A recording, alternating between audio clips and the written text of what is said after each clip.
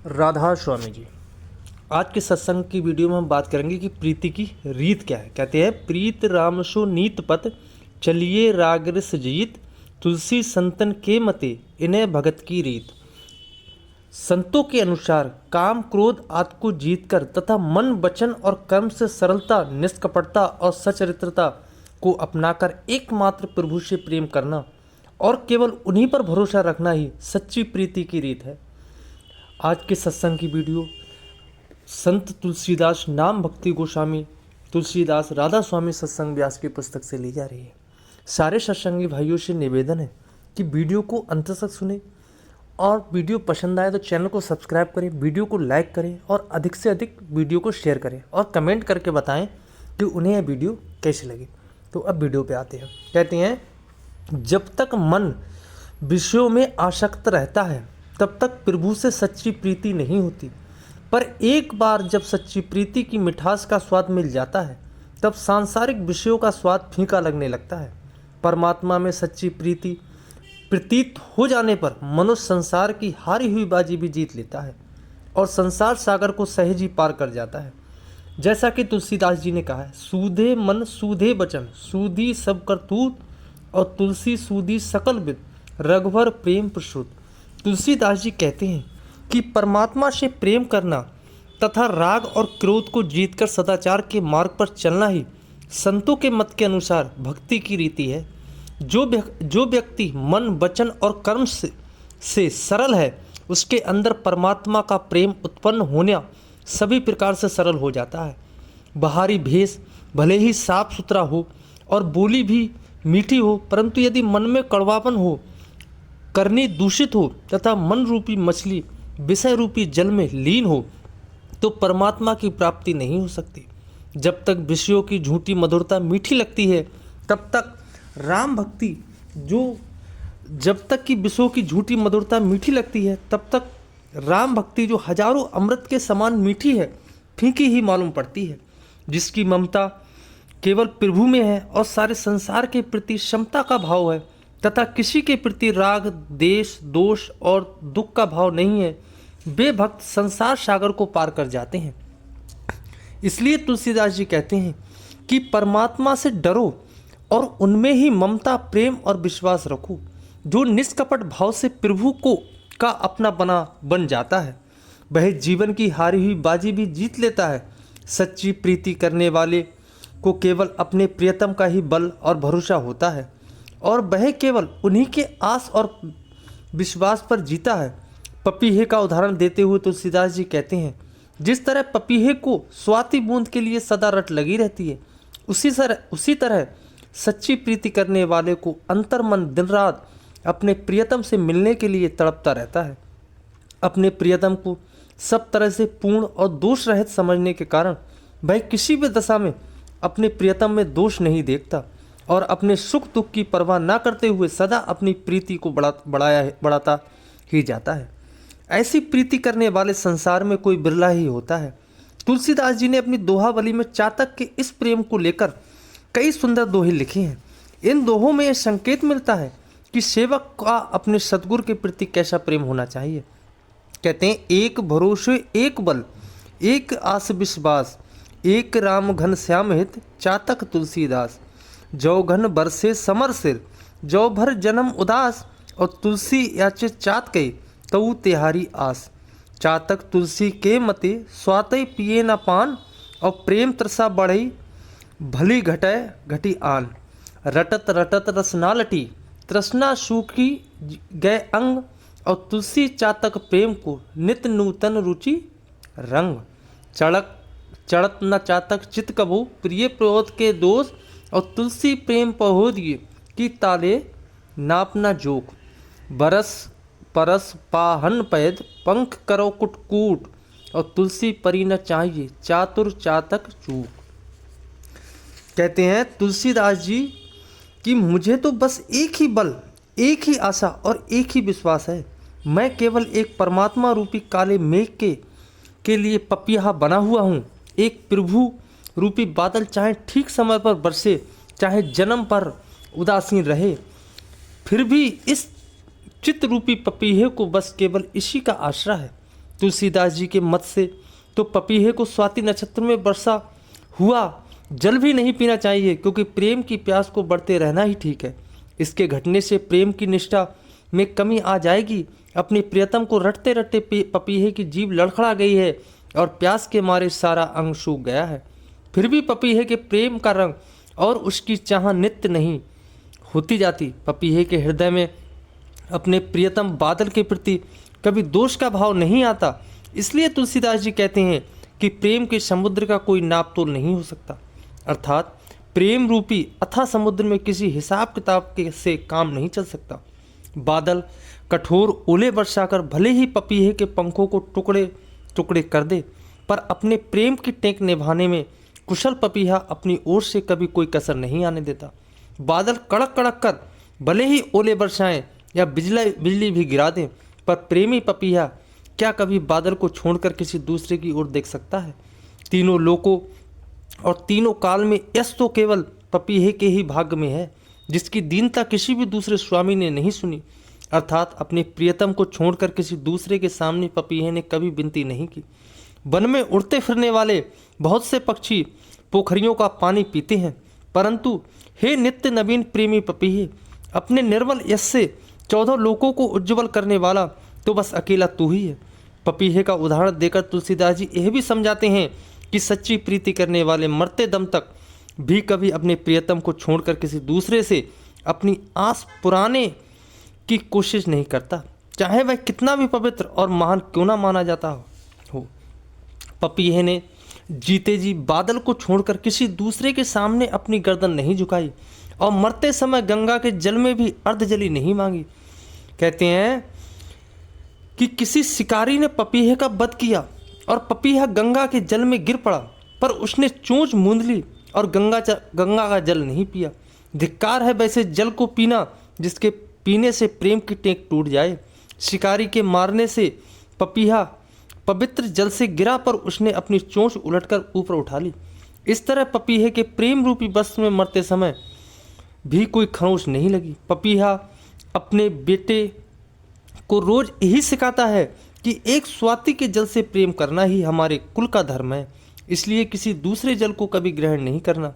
फिर वह बार बार अपने बेटों को यह सीख देता है कि हे पुत्र, स्वाति के बादल की जलधारा के बिना मेरे तर्पण ना करना। तुलसीदास जी कहते हैं कि इसे सुन लो, पपीहे को केवल प्रेम की ही प्यास है, इसीलिए वह बरसात के 4 महीने के जल को छोड़कर केवल स्वाति नक्षत्र का ही जल पीता है। पपीहा 12 महीने जल मांगता रहता है, पर वह पीता केवल स्वाति का ही जल है। इससे यह जान पड़ता है कि वह सदा अपने प्रियतम के प्रेम को संजोए रखने के लिए ही ऐसा करता है। गर्मी का मौसम था और शरीर से थका मांदा पपीहा रास्ते में जा रहा था। उसका शरीर गर्म हो रहा था, फिर भी उसे किसी वृक्ष पर विश्राम करने की बात अच्छी नहीं लगी, क्योंकि वे वृक्ष स्वाति नक्षत्र के जल से सींचे हुए ना होकर दूसरे ही जल से सींचे हुए थे। पपीहे का दिन रात का प्रेम ही एकांगी प्रेम है। ऐसा प्रेम जिसके साथ लग जाता है वही प्रेमी का आहार और देह बन जाता है। अर्थात अपने प्रियतम की याद में प्रेमी अपना खाना पीना भूल जाता है तथा अपने शरीर की सुध बुध भुलाकर प्रियतम के ही स्वरूप में तन्मय बना रहता है। इसी प्रकार हिरन और मछली का उदाहरण देकर तुलसीदास जी कहते हैं कि जिस तरह हिरन राग के प्रेम में मस्त होकर अपने प्राणों तक का न्यौछावर कर देता है तथा मछली पानी के बिना किसी भी उपाय से जी नहीं सकती, ठीक उसी तरह परमात्मा से सच्ची प्रीति लगाने वाला भी परमात्मा को पाए बिना कभी चैन से नहीं रह सकता। राग स्वयं शिकारी का रूप धारण कर हिरन को भले ही मार डाले, पर यदि राग की ओर से हिरन का मन फिर जाए तो प्रेम रूपी वस्त्र में दाग लग जाएगा। इसी प्रकार जल चाहे स्वयं अपने हाथ से जहर घोलकर मछली को दे दे, पर यदि मछली जल के बिना जीवित रह जाए तब तुम कवियों का दोष देना। अर्थात यदि एकाग्री प्रेम का पालन करने वाली मछली जल के बिना जीती रह जाए, तब तुम कह देना कि कवियों ने मछली के एकाग्री प्रेम की व्यर्थ ही कल्पना की है। घड़ियाल, पानी के सांप, मेढक और कछुए आदि का जल ही जीवन है और जल ही घर है, पर जल के साथ सच्चा प्रेम तो केवल मछली का ही है। सभी कहते हैं कि प्रेम करना और प्रियतम को पाना आसान है, और इसी भाव के सभी प्रेम भी करते हैं, पर सच्चे प्रेम की दृष्टि से मछली से बढ़कर पवित्र तीनों लोकों में कोई दूसरा नहीं है। जैसे जल को छोड़कर सारा संसार मछली का बैरी है, यहाँ तक कि वह आप भी बैरी का काम करती है। कहते हैं वैसे ही परमात्मा के बिना हमारी भी दशा है। तुलसीदास जी कहते हैं कि जैसे मछली जल की कमी से दुबली हो जाती है और जल को पाकर पुष्ट होती है, वैसे ही प्रभु है। आप कब ऐसा गहरा प्रेम प्रदान करेंगे कि मछली के समान मैं भी आपके प्रेम रूपी जल के बिना दुख का अनुभव करूं और आपके प्रेम को पाकर आनंद में मग्न हो जाऊं। प्रभु से प्रीति लगने पर प्रेमी किस तरह आतुरता के साथ अपनी प्रियतम से कृपा की भीख मांगता है और किस दृढ़ता के साथ उनकी शरण लेता है, इसका बड़ा ही मार्मिक रूप तुलसीदास जी ने नीचे कुछ पदों में प्रस्तुत किया है। कहते हैं माधव अबना द्रबहु के लेखे, प्रतन पालपन तोर मोर के जीहो कमल देखे, जब लग मैं दीन दयालु तय मैं नादास स्वामी, तब लग जो दुख सोहू कहीं जपे अंतर जामे। हे प्रभु, आप किस कारण कृपा नहीं करते? शरणागतों का पालन करना आपका प्रण है और मेरा प्रण है। आपके चरण कमलों को देखकर ही मैं जीऊँगा। जब तक मेरे और आपके बीच दीन दयालु अथवा सेवक और स्वामी का नाता नहीं बना था, तब तक तो जो दुख मुझे सहने पड़े उन्हें मैंने आपसे नहीं कहा। यद्यपि आप तो अंतर्यामी हैं, पर अब तो मेरा और आपका संबंध हो गया है। आप उदार हैं और मैं दीन हूँ, आप पतित पावन हैं और मैं पतित हूँ। ऐसा वेद भी कहते हैं कि हे प्रभु, मेरे और आपके बीच बहुत से संबंध हैं, अब आप मुझे त्याग नहीं सकते। आप ही मेरे पिता माता गुरु भाई मित्र स्वामी और सब तरह से हित करने वाले हैं। इसलिए कुछ ऐसा उपाय सोचें जिससे मैं दैत्य रूपी अंधेरे कुएं में ना गिरूं। हे कमल नयन, आपकी अपार करुणा संसार के भारी भय को दूर करने वाली है। तुलसीदास जी कहते हैं कि हे प्रभु, जब तक आपके स्वरूप का प्रकाश हृदय में नहीं आता, तब तक संसार का कभी कोई भ्रम टाले नहीं टल सकता। हे प्रभु, यदि तू दीनों पर दया करने वाला है तो मैं दीन हूँ, तू दानी है तो मैं भिखारी हूँ, तू पापों का समूह का नाश करने वाला है तो मैं प्रसिद्ध पापी हूँ, और यदि तू अनाथों का नाथ तो मुझ जैसा अनाथ भी और कौन है। मेरे समान कोई दुखी नहीं और तेरे समान कोई दुखों का दूर करने वाला नहीं। तू ब्रह्मा है तो मैं जीव हूँ, तू स्वामी है तो मैं सेवक हूँ, तू मेरा पिता है, माता है, गुरु है, मित्र है और सब प्रकार से हित करने वाला है। तेरे मेरे अनेक नाते हैं, जो भी तुझे रुचे वही मान ले। हे कृपालु, जैसे भी हो यह तुलसी केवल तेरे चरणों की शरण पा जाए। तुम्हारे चरणों को छोड़ के मैं और कहाँ जाऊँ? संसार में भला किसका नाम पतित और पावन है? किसे दीन अनंत प्यारे लगते हैं? और भला कौन ऐसा है जिसने अपने बोने को निभाने के लिए या अपने नाम की लाज रखने के लिए हठपूर्वक तुच्छ जीवों का उद्धार किया है? उदाहरण के लिए किस देवता ने पक्षी, पशु, व्याध, जड़ वृक्ष, पत्थर और मलेच्छों तक का उद्धार किया है? देवता, दैत्य, मुनि, नाग, मनुष्य आदि सभी बेचारे स्वयं माया के बस में पड़े हुए हैं। उनके हाथों अपने को सौंपकर हे प्रभु, यह आपका सेवक तुलसी क्यों अपने जीवन को हारे अर्थात बर्बाद करे? भक्ति यानी प्रेम के मार्ग को सुगम इसलिए कहा गया है कि इसमें तीर्थ, व्रत, तप, उपवास आदि किसी बाहरी और शरीर को कष्ट देने वाले साधनों की आवश्यकता नहीं, और भक्त सरल हृदय से प्रभु की भक्ति कर उन्हें सहज ही प्रसन्न कर सकता है। पर अपने सभी संशयों को मिटाकर सरल और एकाग्र भाव से प्रभु की भक्ति कर पाना आसान नहीं। जब तक हृदय शुद्ध नहीं होता तथा पूर्ण निष्कपट और निश्चल भाव से भक्ति नहीं की जा सकती, तब तक केवल बाहरी दिखावे से प्रभु को रिझाया नहीं जा सकता। कहते हैं प्रभु की भक्ति करने में कठिन है, कहने में तो आसान है, पर इसलिए अपार साधना करनी पड़ती है। इसकी कठिनाई को वही जानता है जिसने इसकी साधना पूरी की है। जो जिस कला में निपुण है उसके लिए वह सदा सरल और सुखदायी है। जैसे मछली गंगा की जलधारा को सामने से तैर जाती है, पर भारी हाथी उसमें बह जाता है। धूल में मिली हुई चीनी कोई बलपूर्वक अलग नहीं कर सकता, पर चीनी के रस को जानने वाले छोटी से छोटी चींटी उसे आसानी से निकाल लेती है। इसी प्रकार सच्चा योगी अगान निद्रा को त्याग कर तथा दिखाई देने वाले समूचे संसार को भुलाकर शांतिपूर्वक समाधि में सोता है, अर्थात लीन रहता है। ऐसा भक्त परमात्मा के धाम पहुंचकर अंतर में परम सुख का अनुभव करता है और उसका द्वैत भाव बिल्कुल मिट जाता है। वहाँ सुख, मोह, भय, दिन रात, देश और काल नहीं रहते। तुलसीदास जी कहते हैं, जब तक ऐसी अवस्था प्राप्त नहीं होती तब तक संचय का समूल नाश नहीं होता।